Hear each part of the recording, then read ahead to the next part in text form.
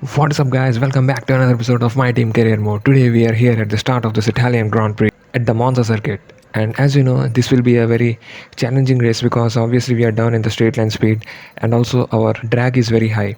So, to counter that, we have to go for some aggressive setups as it will be a dry race. So, we need not worry about the wet setups and we have to do some R&D upgrades because that is where we are lacking, and gradually we will have to progress through the R&D chart so that we can gain some much needed positions. And I'm hopeful that we will at least try to gain as many positions as we can, but still it is quite a dicey situation because we lack the straight line speed and the other teams have very decent straight line speed, so we have to look out for that. As in our first banker lap in the Q1 session we go P22. It is very disappointing and I have to lower the front wings even more so that at least we can gain some speed in the straights. I don't know whether this will be a successful or not, but again in the second push lap you can see we are almost 1 second up on our previous lap, and at least this time I was hoping that I can get into P19 or P18, but unfortunately we again go P21. So it was not a decent improvement as the other teams have superior straight line speed, Williams also. So we are at P21 and our teammate is in P22. So it was a disappointing Q1 session for our team, and we have to improve our car so that we can gain the straight line speed and improve our performance, as we are going to do some alternate strategy. So we'll going from hard tires to medium tires. As Charles Leclerc, Sergio Perez, Carlos Sainz are in the top 3 position and Max Verstappen is in P9. So maybe he has taken some engine penalty, and we are at P20 as Nicholas Latifi has taken a grid penalty. So GG's, as it's fire red lights and away we go for the start of this Italian Grand Prix. And you can see the backspin, how much crazy it is. There is absolutely no grip at the rear tires and we are just sliding all over the place, and we are just trying to gain the position as we send one down the inside of Latifi, and we almost locked up, and there is a bit of contact with the, I think, Alfa Romeo of Schwartzman. So it was a bit of tank slapper as well, and we have to control our car, otherwise it will go into spin very easily because we have the cold hard tires. It is the worst tire you can expect at this Italian circuit. We have to be careful so that we do not damage our front wing also. And as you can see here, Robert Schwartzman just overtakes us. So it was a brilliant move from the Alfa Romeo guy, as we were trying to just close up to him, but again Piastri also overtakes us. So it is a difficult day because obviously the Alfa Romeo, it is their home Grand Prix because their engine supplier is Ferrari, and obviously they will be trying to improve their performance and good performance to the team so that they can maintain their driver position in the upcoming season also. So we have to be careful about that, and we do not have to lose too many places. As talking about that, Guan Yu Zhou tries to go down the outside, but we managed to stick our car down the inside at this chicane, and we also go down the gravel. So it was not a thing which is needed at this moment, but we did face some understeer at the turn, and I was just not able to turn the car much easily, and which resulted in we going into the gravel. So not the ideal situation for us, as the DRS is still enabled in this lap. So we will have to stick it out with this raw engine bore and using the battery pack, and it is a difficult thing because our battery pack is getting depleted very soon, because as Italy is a very power hungry circuit, so if you do not have the straight line speed you are going to suffer. As we again go on the gravel and Latifi senses an opportunity to go down the inside, but we still managed to stick on the outside of this first Lesmo, and we were just trying to get away from Latifi so that he does not overtake us, and we somehow managed to do that. But as you can see, it is lap 3 and Latifi gets the DRS, but still we are having to use the ERS so that we can stay ahead of him, as Piastri and Schwartzman are just fighting in front of us, and Latifi sensing a move to go down the inside of the Ascari chicane, but we managed to stick our car on the outside, and successfully we were able to defend from the likes of Latifi and the Williams guys. So it is a difficult race. As you can see, Latifi is just overpassing the straight line speed. The Williams is one rocket. I don't know how this is happening, but in this Italian Grand Prix, I think except us, every other team is having some superior straight line speed. What the hell? As we are just going around the outside at this parabolica, but still you can see Latifi just overtakes us in the straight with absolutely no difficulty, and you can see here Magnussen also overtakes us. What is this? I mean, I know they are powerful team, but not so simply they can overtake us, and we are running the least amount of downforce we can possible in this circuit, and still they are overtaking us like it is just a simple thing. And I am at this moment of time I was not sure what is happening, because despite us using all our ERS and getting some slipstream and DRS also, we are not able to get the much needed straight line speed.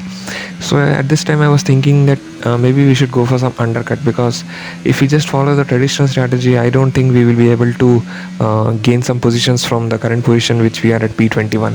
So you can see in the corners the Aston Martin is slow. We just overtook Guan Yu Zhou, but again in the straight line, look at the speed the Aston Martin is getting.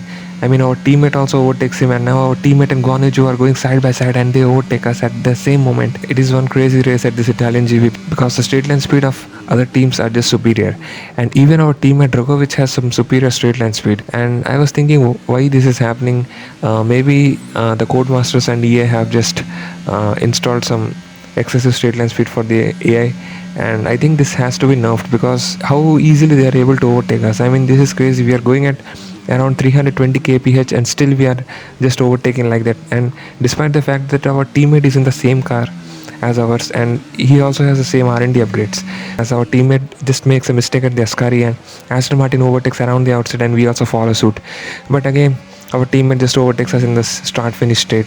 So it is quite a turvy topsy Grand Prix at Italy, and I was thinking that we have to definitely go for the undercut because if we overcut, our tires will be fresh, but still we will be not able to gain the positions back. As you can see, there is a train forming in front of us.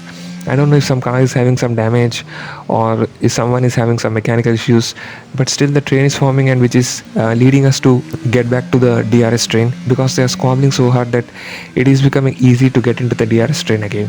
But still we are at the P22 position, and it is not ideal, as at the end of lap 12 I think I have to go for the pits and go for the medium tires because that is the only strategy we can utilize at this Italian Grand Prix, as I don't see any chance of safety car because the AI are just so strong at the straight line, so there are not much turns also to gain some advantage in a safety car. As you can see, Stroll just comes ahead of us in the pits, but we again undercut him, so at least we were able to undercut Stroll. But again in the next lap you can see Guan Yu Zhou just overcuts us and Stroll just comes ahead of us and just blocks the path. So Lance Stroll is playing the team game here. He's just blocking our path and parking the car right at the apex so that we cannot overtake Guan Yu Zhou. So the Aston Martin are up to a plan, and it seems that they are just utilizing the 200 IQ strategy and just making the car as wide as possible. And we are having to push them around in the corners, and it is quite a difficult thing for us to do because we do not have the straight line speed and our ERS level is also quite low. So we are having to suffer the wrath of the Aston Martin as they are not even making mistakes at the Ascari chicane, and we are having to just stay behind them and losing so much of time that even Latifi just overtakes us at the start finish straight.